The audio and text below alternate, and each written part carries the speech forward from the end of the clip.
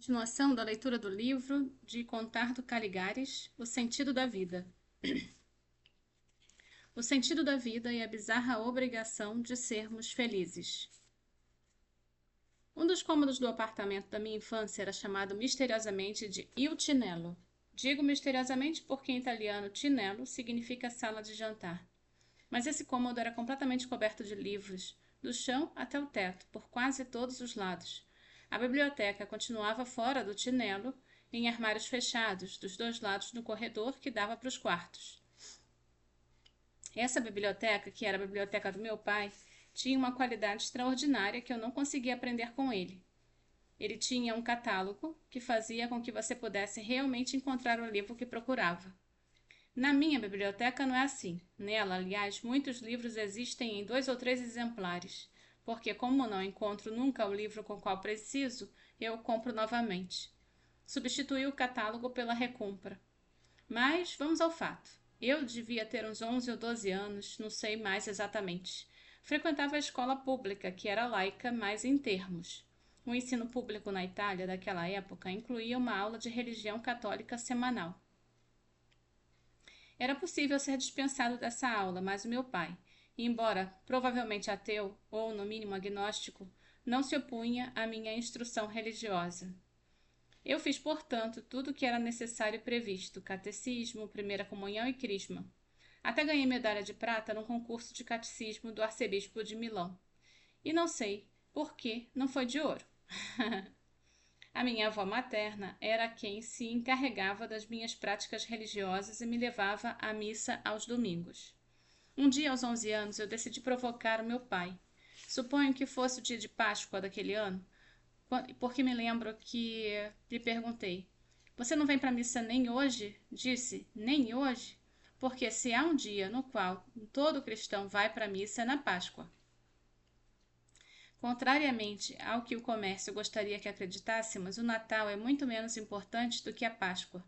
Poderíamos não celebrar o aniversário de Jesus, mas o cristianismo não seria nada sem o mistério da ressurreição. Meu pai estava sentado numa poltrona da biblioteca, o tal Tinello, e eu estava em pé.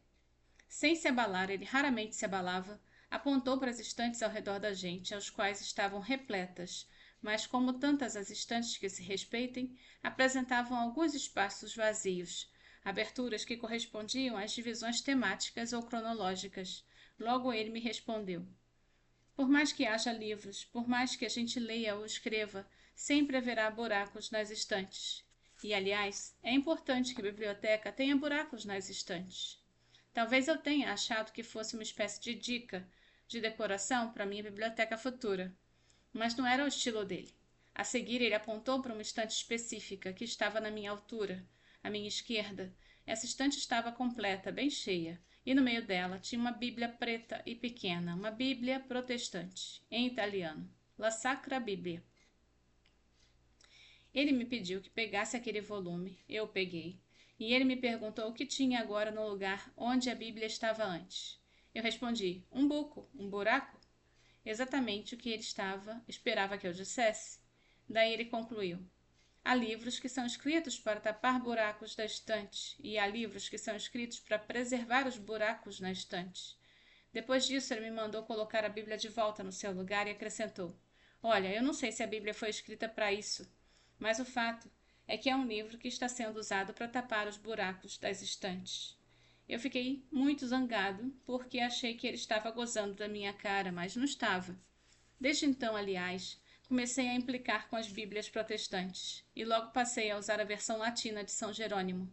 Mas nunca parei de me perguntar, quando leio, não só a Bíblia, mas quais são os livros que tapam e quais são os livros que preservam os buracos nas estantes. Ou então, como funcionam os livros que tapam e como funcionam os que preservam os buracos na estante. Os buracos nas estantes, que então não eram uma dica de decoração, eram para meu pai uma alegria. Era como se ele arejassem a vida da gente. Meu pai achava sempre melhor conviver com os buracos do que tapá-los e circular sempre entre estantes completas. Algo seria alegre dessa alegria permaneceu comigo, no sentido de que não só eu tenho hoje, mas não foi sempre assim. uma certa dificuldade com os livros que tapam os buracos na estante, como também com os livros que tentam transformar os buracos em fardos existenciais, dramas ou tragédias da experiência humana. Em outras palavras, eu desconfio de todos os livros que transformam a nossa eventual falta de certeza em sofrimento. Nesses livros, o fato de que não conseguimos descobrir o suposto sentido da vida, ou que não sabemos inventá-lo, se transforma numa dolorosa aflição que nos define. Para os amigos que leem filosofia, digamos, por exemplo, Kierkegaard, Heidegger e Lacan, meu pai certamente não leu, mas lia Kierkegaard. E deve ter lido um pouco de Heidegger. Meu pai teria achado que às vezes esses autores parecem viver uma espécie de viuvez, ou de orfandade permanente e inútil. Para eles, o medo, a angústia, a preocupação ou a falta nos constituem.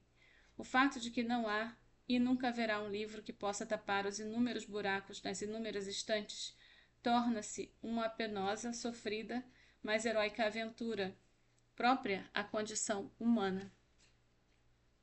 Talvez essa visão um pouco dramática dos nossos buracos seja melhor do que qualquer catecismo que pretende tapá-los. Certamente meu pai acharia exagerado e desespero de Kierkegaard diante do silêncio de Deus, mas o preferiria a qualquer regozijo de quem acredita que sua fé possa preencher o mundo de sentido. Agora, a ambos esses rumores, ele preferiria o amor pela vida concreta de quem desiste de procurar o grande sentido da vida em prol de uma convivência intensa e animada com uma mulher amada. No caso de Kierkegaard, ele teria gostado de mais alegria com Regine Olsen e menos aflição pela ausência de Deus. Certo, podemos nos questionar sobre qual é o sentido da vida. É até possível que a insistência dessa pergunta, por mais vã que seja, tenha contribuído bastante para a evolução de nossa espécie. Possivelmente nos acostumou a pensar, questionar e inventar. Mas sem aflição excessiva pela falta de respostas satisfatórias, seria interessante percorrer com alegria o emaranhado de caminhos pelos quais a gente delimita os buracos da nossa estante. Com alegria significa aqui não sermos transfixiados pela falta de um livro, de uma doutrina ou de uma prece que conseguissem tapar os buracos das nossas estantes. Heidegger, justamente, escreveu um livro maravilhoso que começa com o seu melhor texto sobre o que é uma obra de arte.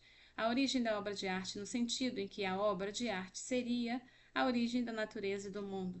Esse livro se chama Rosweg, que significa exatamente caminhos que não vão para lugar algum. Rosweg são em alemão os caminhos da floresta abertos pelos lenhadores para poder transportar os troncos depois do corte. Por esses caminhos não se vai para lugar nenhum, só se entra na floresta até chegar a um ponto de onde só dá para voltar. Deveríamos nos todos percorrer com alegria da nossa cultura e do nosso pensamento caminhos que não precisam ir a lugar nenhum, que apenas nos dão acesso a alguns buracos na floresta. 2 anos atrás, eu fiz 2 viagens de pesquisa para um livro que eu estou muito afim de escrever faz tempo, que é o livro sobre a Europa, sobre o que significa para mim a Europa. Será uma mistura de memórias, palavras, eventos, atos e imagens que fazem parte do meu passado e do passado da Europa. Um dos lugares onde eu passei 2 dias da primeira dessas viagens é um município não muito longe de Milão, 25 quilômetros mais ou menos, que se chama Mesero, ou Mézero. Em abril de 45, imediatamente no fim da Segunda Guerra, meu pai foi nomeado prefeito de Mézero e ficou nessa função pouco menos de um ano. Depois disso, voltou para Milão. Ele foi nomeado pelo Comitê de Liberação Nacional. Era partigiano, por assim dizer, independente. Ou seja, sem filiação partidária, coisa relativamente rara. A imagem mostra um grupo de partigiani do Val d'Ossola, que é um dos vales do norte do Piemonte, onde a resistência antifascista lutou, sobretudo de 44 a 45, contra a milícia fascista e o exército alemão.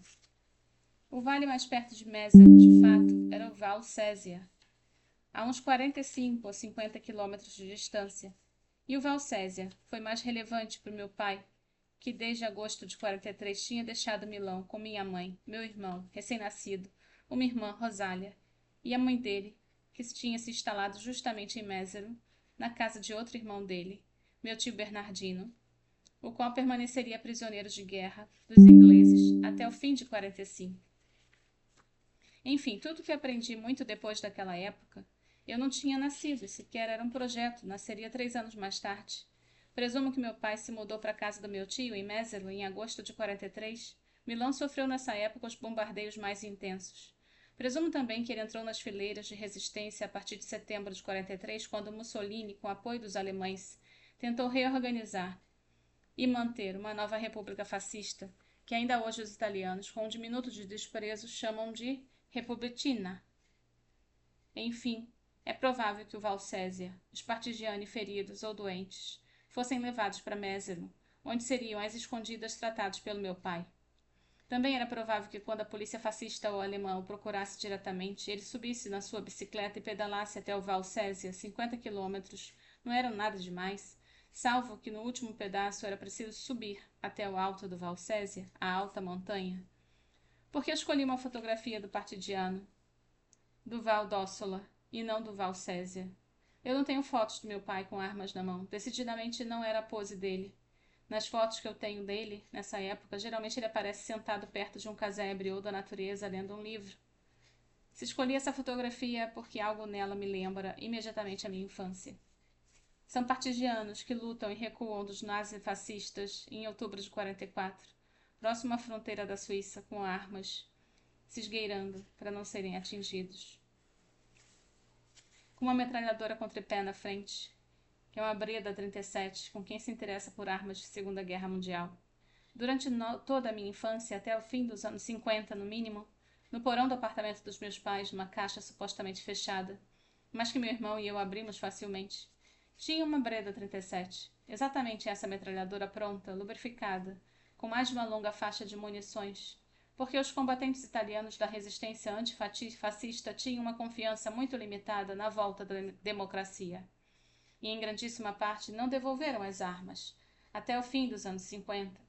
O que aconteceu com aquela Breda, não sei, mas em dado momento ela sumiu. Sobre essa época do meu pai, eu sabia muito pouco.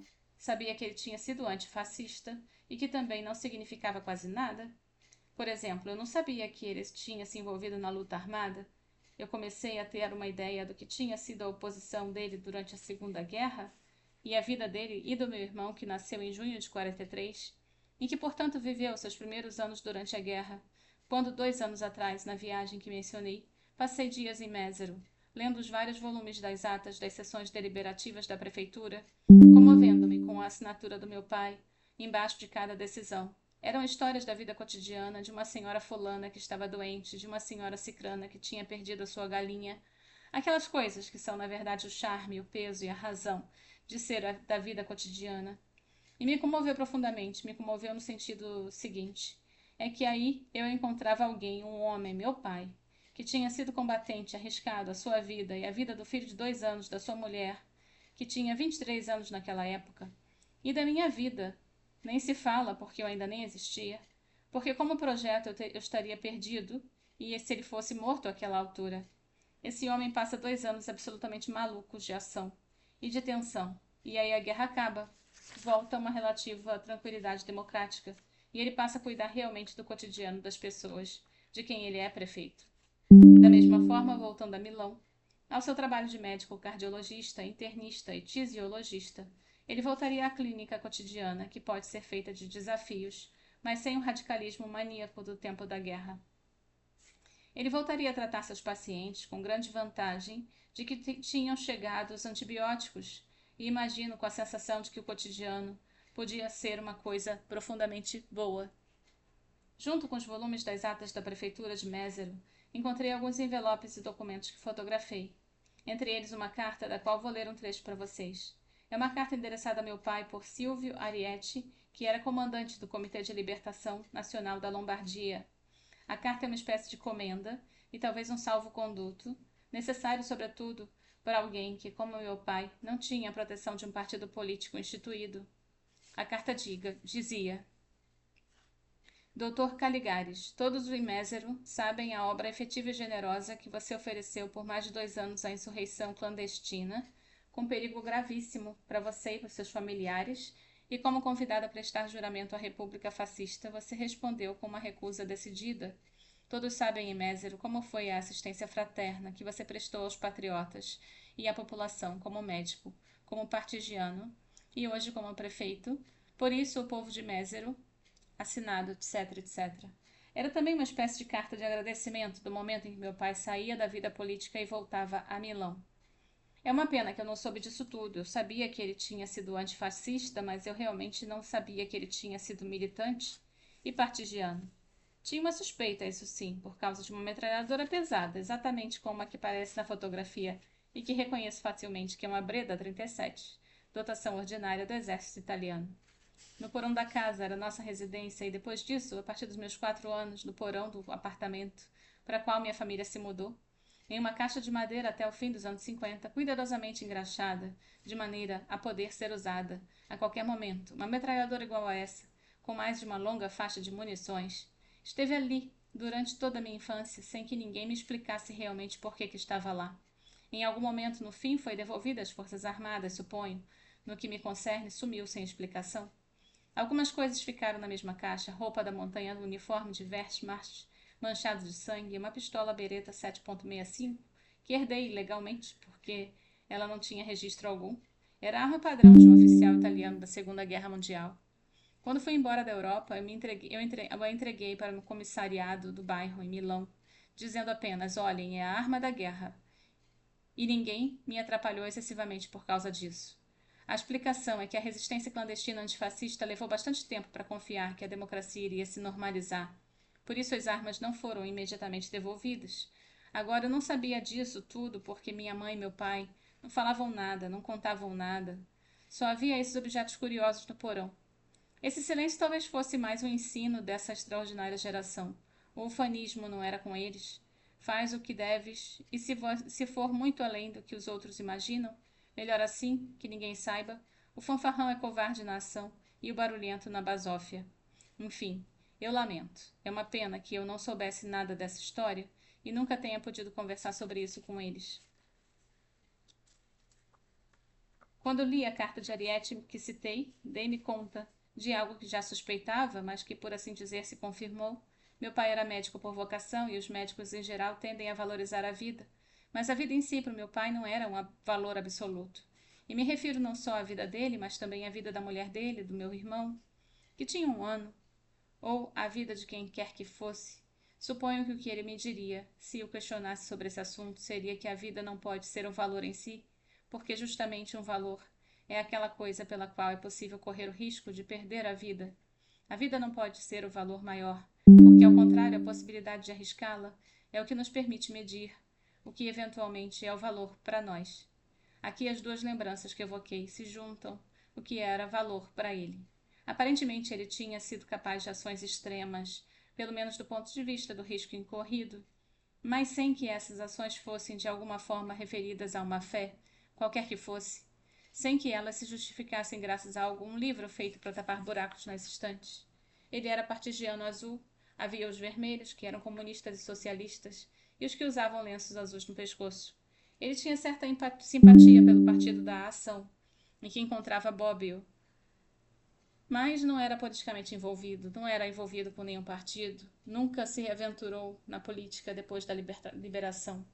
Um traço que me impressionou lendo as atas da prefeitura de Mézero era o caráter humilde da política da qual, de fato, ele se engajou, que consistia em trabalhar para que uma senhora fulana encontrasse suas galinhas que fugiram do galinheiro. Essas eram as questões levantadas e debatidas nas reuniões, imagina. O que era valor para ele? Essa história que acabo de contar é importante para explicar a relevância da terceira história, que aconteceu no fim dos anos 60. Naquela época eu acreditava em vários livros do que tapam buracos nas estantes. Por exemplo, eu tinha o entendimento do fascismo que coincidia com o do 7º Congresso Internacional Comunista e o Congresso de 35, ou seja, resumindo muito, fundamentalmente parecia-me que não havia nenhuma diferença significativa entre os fascismos e a democracia liberal. Mesma dominação burguesa, o mesmo momento da luta de classe, em última instância, o fascismo era apenas a ditadura terrorista aberta dos elementos mais reacionários, mais chauvinistas e mais imperialistas do capital financeiro. Eu sabia que meu pai tinha sido antifascista, mas não sabia até que ponto. Decidi interpelá-lo, ou melhor, provocá-lo. Tudo bem, eu sei que você foi antifascista, mas por quê? Você não é comunista, sequer socialista, você é liberal. Isso na época para mim era quase como uma injúria, porque então você seria sido antifascista em nome de quê? Numa conversa mais civilizada, eu poderia reconhecer com facilidade que muitos liberais entenderam perfeitamente que o fascismo era seu maior inimigo e pagaram preço de várias maneiras. Com a vida, como Piero Gobetti, com o confinamento, como Benedetto Grossi, com uma outra forma de ostracismo, como Luigi Einaudi. Acrescentaria certo que outros foram covardes e engoliram sapos da ilusão de comprar assim um cachorrão de guarda contra o socialismo e o comunismo. Aconteceu tanto na Itália como na Alemanha, e no fim, os liberais, em questão, compraram um cão que eles nunca domesticaram e que levou consigo até a ruína, que foi o Mussolini. Mas não era essa trivial lembrança histórica que me interessava. Eu pensava no fato de que o engajamento moral da resistência antifascista só pudesse se dar ao nome de uma transcendência radical e do comunismo, por exemplo. E eu queria saber qual tinha sido a utopia dele. Ele levou bastante a sério a minha pergunta, silencioso por um bom momento, e finalmente me deu uma resposta que na hora me indignou. Uma especialidade dele, como na história da Bíblia. Mas depois ficou me questionando durante anos. Ele respondeu exatamente assim: é porque os fascistas eram muito vulgares. Eu fiquei petrificado, pasmo, durante a ideia de que ele pudesse ter tomado posição por uma razão que, afinal de contas, se resumia em um juízo estético. Nada a ver com a luta de classe, nada a ver com o que ele reconheceria como os valores ideais, nada a ver com os interesses econômicos. Só um juízo estético? Então, hoje, sabendo melhor qual foi o radicalismo do engajamento dele, ainda me pergunto. Esses perigos gravíssimos citados na carta de Ariete foram literalmente pelo desgosto que ele sentia pelo fascismo e como ele se revelara o que era a vulgaridade fascista que era insuportável.